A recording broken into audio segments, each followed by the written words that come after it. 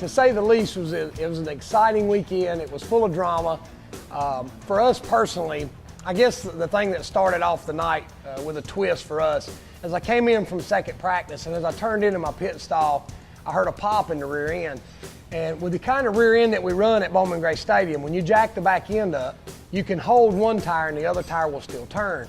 On our tour, we run a rear end which is called a spool or a locker rear end, which means both tires turn at the same time, and it's a continuous thing that never varies. So when we jacked the back end up and we heard a noise and we saw that the rear end was actually locking up, we knew that there was a problem. We pulled the grease out of the rear end and we pulled the axles out just to see if we had a problem, see if we could visually see something. When we did that, we didn't see anything. So in our mind, what we thought was maybe let's get qualifying under our belt. And then what we'll do is after qualifying, we'll pull the rear end out of the car, we'll bust it apart, and we'll see if we can find what's wrong. As we get ready to go out to qualify, we back out and the rear end's making a terrible noise. It's popping, it's grinding.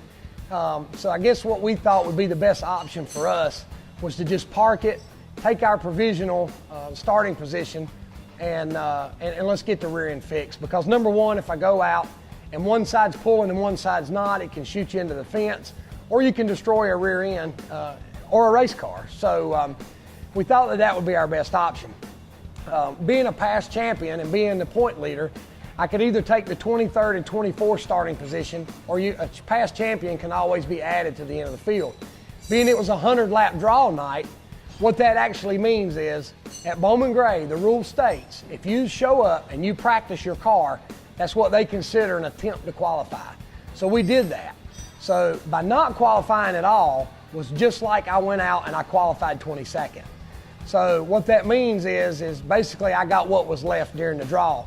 So sent a guy in there to draw for me and he came out, and actually he didn't even get to draw, he got what was left, and it was the number 7.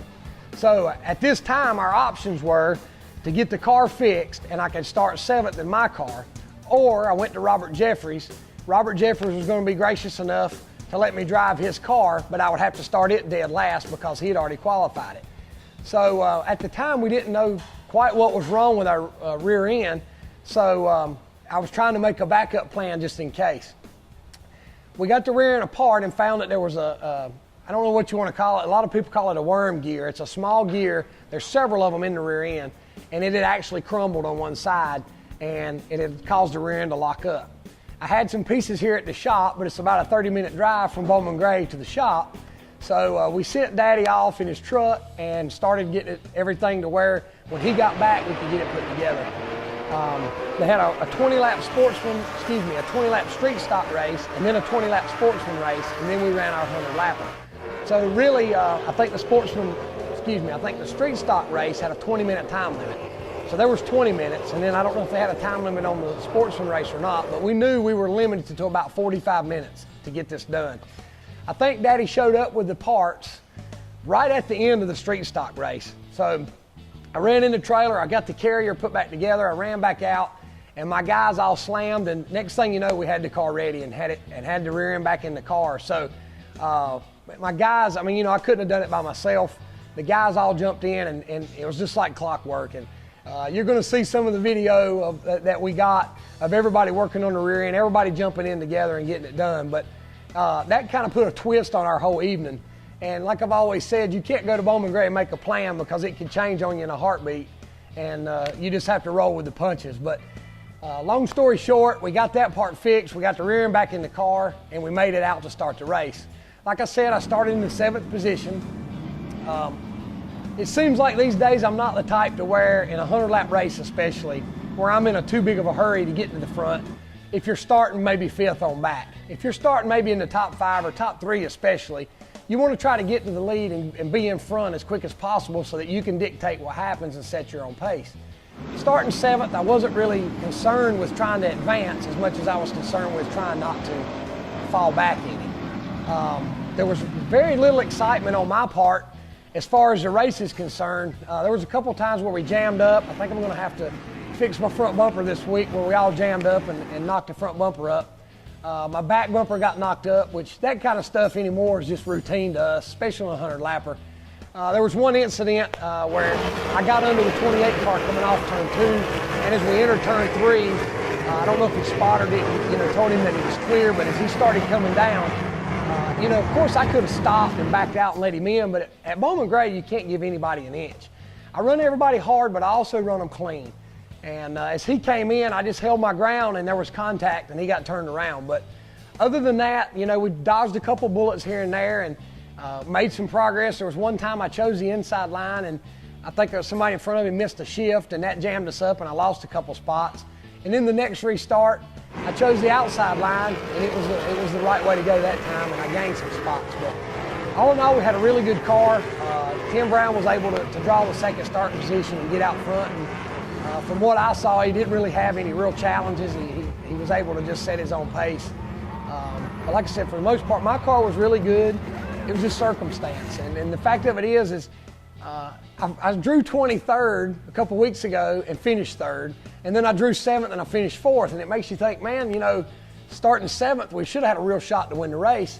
But when I pull up to start 7th, I noticed that there are about 5 cars in front of me that are really good competitive cars.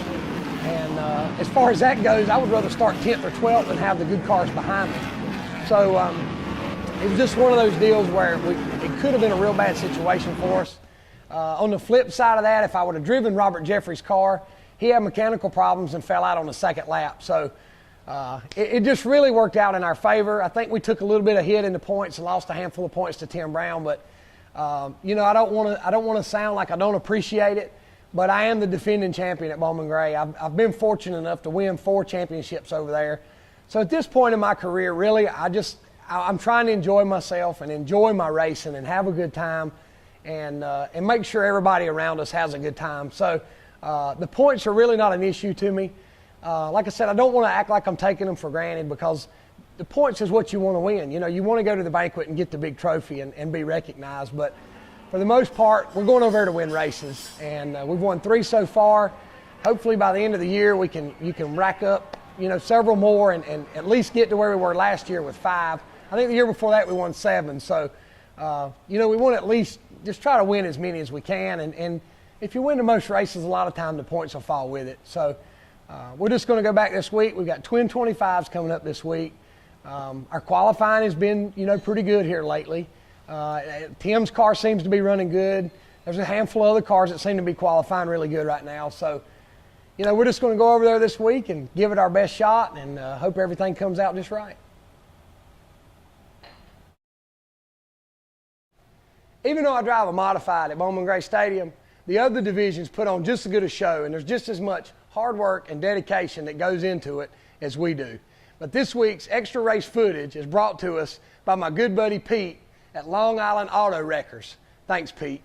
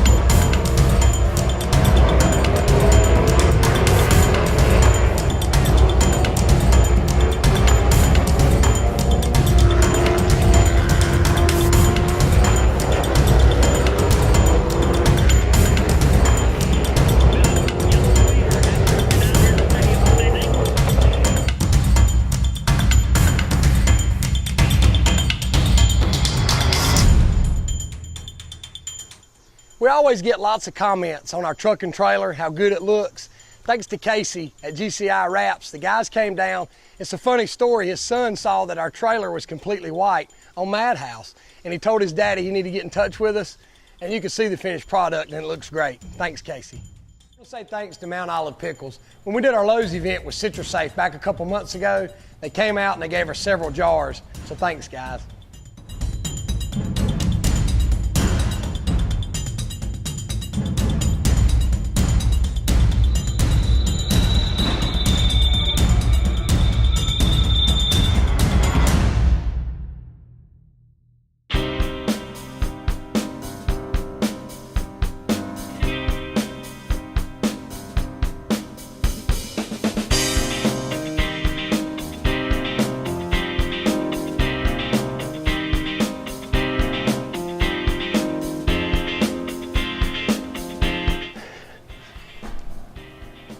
Dang, Flabbit.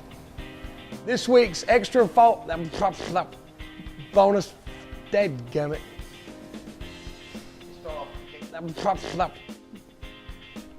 Darn it, man, I had extra, right?